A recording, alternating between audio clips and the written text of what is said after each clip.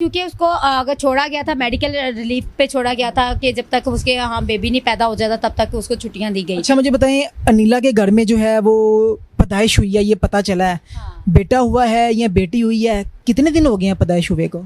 अनिला के यहाँ 30 तारीख को जो है बेटी पैदा हुई है। शाहिद साहब जो हैं उनको घसीटें, उनको गिरफ्तार करें, सब कुछ सामने आ जाएगा। क्या समझती हैं शाहिद साहब के पास ऐसी कौन सी गदर सिंगी है कि शाहिद साहब को गिरफ्तार करेंगे और चीज़ें खुल के सामने आ जाएंगी कि शाहिद साहब जो हैं वो डगमगा रहे हैं। अभी तो वो बड़ा मतलब कि पुरजोश हैं कि अपने बेटे को पुलिस की हिरासत में डालना है और पुलिस उसको गिरफ्तार करे, इसको सज़ा मिले, क्योंकि शाहिद साहब का पीछे कोई अपना बचता नहीं है। अगर हमज़ा जो है उसको सज़ा हो जाती है, उसको पुलिस गिरफ्तार कर लेती है, 5-10 साल 20 साल 30 साल की उसको सज़ा होती है। क्या आप समझते हैं कि शाहिद साहब को फ्यूचर में तीसरी शादी करनी चाहिए? क्योंकि ये भी कमेंट है लोगों का कि शाहिद साहब भी बड़ी यंग हैं, उनकी 35 से 40 साल उनकी एज लगती है और आप खुद भी इस हवाले से बेहतर जानती हैं।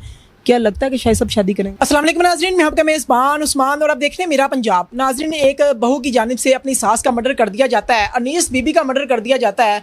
इस केस के हवाले से कुछ नई अपडेट्स आई हैं जो कि आपके साथ शेयर करना बड़ा ज़रूरी है, क्योंकि आप इस केस को देख रहे हैं और आप अपनी जो कीमती राय है उसका इज़हार भी कमेंट सेक्शन में ज़रूर करते हैं। तो आपको इस केस के हवाले से कुछ नई अपडेट्स जो हैं, कुछ नए इंकशाफात जो हैं वो आज की वीडियो में बताएंगे कि क्या मामला जो हैं वो हो रहे हैं। मेरे साथ शगुफ्ता सलीम मौजूद हैं जो कि इस केस पे स्टार्टिंग से वर्किंग कर रही हैं, डे 1 से वर्किंग कर रही हैं। जब ये केस हुआ, स्टार्ट हुआ, तो यही जो हैं वो मीडिया पे लेके आई। इनसे बात करते हैं और जानते हैं कि इस केस की अप टू डेटेड सूरत हाल जो है वो क्या है, वो इन्हीं की ज़ुबानी जानते हैं। अस्सलाम वालेकुम। वालेकुम अस्सलाम। कैसी हैं आप? अल्हम्दुलिल्लाह। अच्छा मैडम, मुझे बताइएगा कि इस केस में क्या नई पेशरफ्त जो है वो हुई है?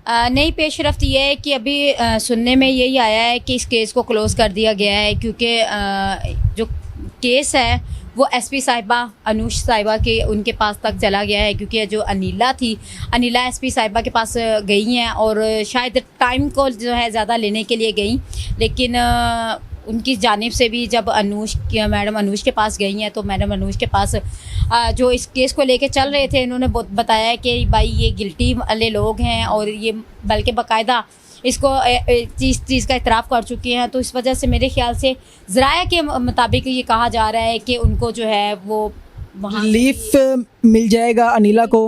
रिलीफ नहीं मिलेगा, ये मतलब ज़राया के मुताबिक मुझे भी ये खबर मिली है। मतलब कि अनिला जो है वो गिरफ्तार भी हो जाएगी अब?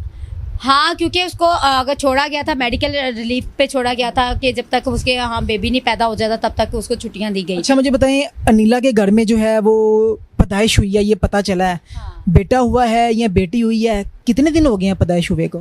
अनिला के यहाँ 30 तारीख को जो है बेटी पैदा हुई है। 30 अप्रैल को। तो 30 अप्रैल को उसके यहाँ बेटी पैदा हुई है और अब ये कहा जा रहा था कि वो चाह रही है कि मुझे जो है ना ज़्यादा टाइम मिल जाए ताकि मैं कुछ टाइम गुजारूं, मतलब इस चीज़ में, मतलब कि वो गिरफ्तारी ना दे। तो खैर ज़राया के मुताबिक यही है कि उसे रिलीफ शायद नहीं मिलेगा।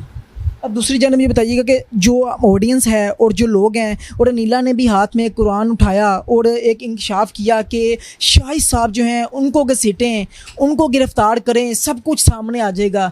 क्या समझती हैं शाहिद साहब के पास ऐसी कौन सी गदर सिंगी है कि शाहिद साहब को गिरफ्तार करेंगे और चीज़ें खुल के सामने आ जाएंगी? क्या आप समझती हैं कुछ ऐसा अभी भी है जो कि सामने आने वाला बाकी है? इस हवाले से मैंने शाहिद साहब से जब बात की, इंटरव्यू भी लिया उनका, तो इनसे मैंने बात की तो मैंने कहा, क्योंकि बार बार आपके हवाले से कहा जा रहा है कि आप इस चीज़ के मास्टरमाइंड हैं और आपको गिरफ़्तार किया जाए, आपने इस चीज़ में काफ़ी ज़्यादा इन्वॉल्व हैं। तो शाहिद साहब की तरफ से ये बात थी, इंटरव्यू उन्होंने बोला है, उन्होंने बल्कि बाकायदा ये बोला है कि मैं हाजिर हूँ, मैं सामने हूँ, मुझे गिरफ़्तार करें। पुलिस बैठी है, इदारे बैठे हैं, अगर उनको लगता है कि मैंने इस चीज़ में मास्टरमाइंड हूँ या मैंने इस चीज़ में बढ़ चढ़ के ये काम किया है तो मुझे पकड़ लें, मुझे गिरफ़्तार करें, मैं हाजिर हूँ, मैं भागा हुआ नहीं हूँ।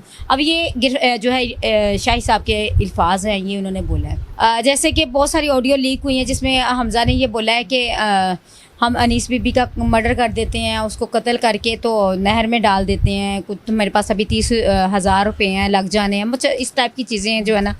तो ये चीज़ें ज़ाहिर है बात है, ये चीज़ें भी नज़र आती हैं और पता चलता है कि ये प्लानिंग कर रहे थे।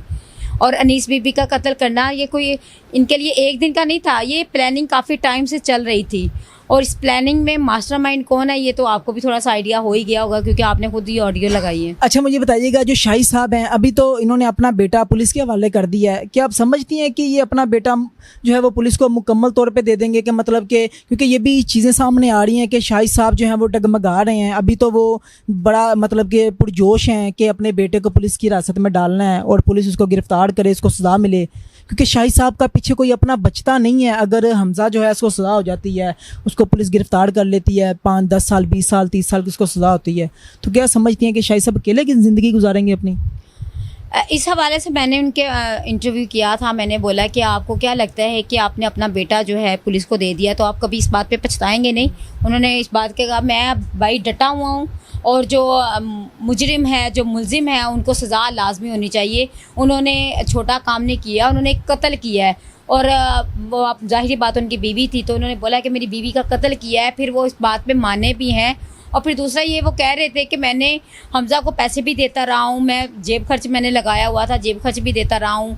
फिर मैं उसे जो है अनीस बीबी उनके साथ इस तरह का सलूक करती थी जैसे अपनी सगी माँ होती है। तो जब भी मेरी शाहिद साहब से बात हुई उन्होंने यही हमेशा कहा है कि मैं अनीस बेबी ने कभी भी सुतेलापन नहीं दिखाया, चाहे वो हमज़ा है चाहे वो उसके दूसरे बच्चे हैं। जिस तरह वो अपने बच्चों के साथ रही है उसी तरह हमज़ा के साथ भी रही है। तो फ़िलहाल अभी तक तो शाहिद साहब के यही अल्फाज हैं कि मैं इस चीज़ से कभी भी हटूंगा नहीं, मैं हमेशा अपनी बेटियों हिना, सबा और नुमान वगैरह जो है इनके साथ हमेशा सपोर्ट करूंगा और इनका बाप बन के रहूँगा। लेकिन मुझे कभी कभी मैं खुद ये सोचती हूँ कि पता नहीं शाहिद साहब है उनका एक ताल्लुक़ तो ज़ाहिर बात अनीस बीबी के साथ था, तो अनीस बीबी जो है वो दुनिया में नहीं रही, तो वो किस हक़ से किस हक़ से जो है इस घर में रहेंगे, वो रहेंगे भी या नहीं रहेंगे? मैं भी अभी जो है सोच रही हूँ कि वो कैसे रह सकते हैं। अच्छा, मुझे बताइएगा, लोगों के कमेंट्स ये भी आ रहे हैं कि शाहिद साहब ने तीसरी शादी कर ली है या कर लेंगे, क्योंकि जो तीसरी शादी कर ली है उस हवाले से भी कमेंट आ रहे हैं, लेकिन वो तो कमेंट है ना, उस पर हम जो है वो नहीं, इसको हतमी जो है वो नहीं समझ सकते। क्या आप समझते हैं कि शाहिद साहब को फ्यूचर में तीसरी शादी करनी चाहिए? क्योंकि ये भी कमेंट है लोगों का कि शाहिद साहब भी बड़ी यंग हैं, उनकी 35 से 40 साल उनकी एज लगती है और आप खुद भी इस हवाले से बेहतर जानती हैं। क्या लगता है कि शाहिद साहब शादी करेंगे? बात ये है कि देखिए, शादी करना, जिसने शादी करनी है हम रोक नहीं सकते, क्योंकि ये उनका ज़ाहिर बात अपना ज़ाती फेल है, ज़ाती उसका मसला है, शादी से हम नहीं रोक सकते। लेकिन अभी जो जैसे आपने अभी बताया कि तीसरी शादी कर ली है, इस हवाले से थोड़ा सा मैं बताऊंगी कि मुझे नहीं लगता कि तीसरी शादी कर ली है, क्योंकि मैंने जब भी नुमान लोगों के घर गई हूँ ना तो मुझे वहीं मिले हैं शाहिद साहब। और दूसरी बात ये, जैसे नुमान की फैमिली और नुमान खुद इस चीज़ को लेके चल रहा है, तो वो आपको क्या लगता है कि शाहिद साहब इतनी जल्दी शादी कर सकते हैं? इतना बड़ा स्टेप नहीं ले सकते, इतना बड़ा स्टेप वो नहीं उठा सकते, क्योंकि अगर वो उन्होंने इतना तो सेंस वो इनके अंदर है, शाहिद साहब के अंदर, कि अगर वो शादी करेंगे तो लोगों को यही लगेगा कि शायद इसने तीसरी शादी करनी थी, इस वजह से अनीस बीबी का कत्ल करवा दिया।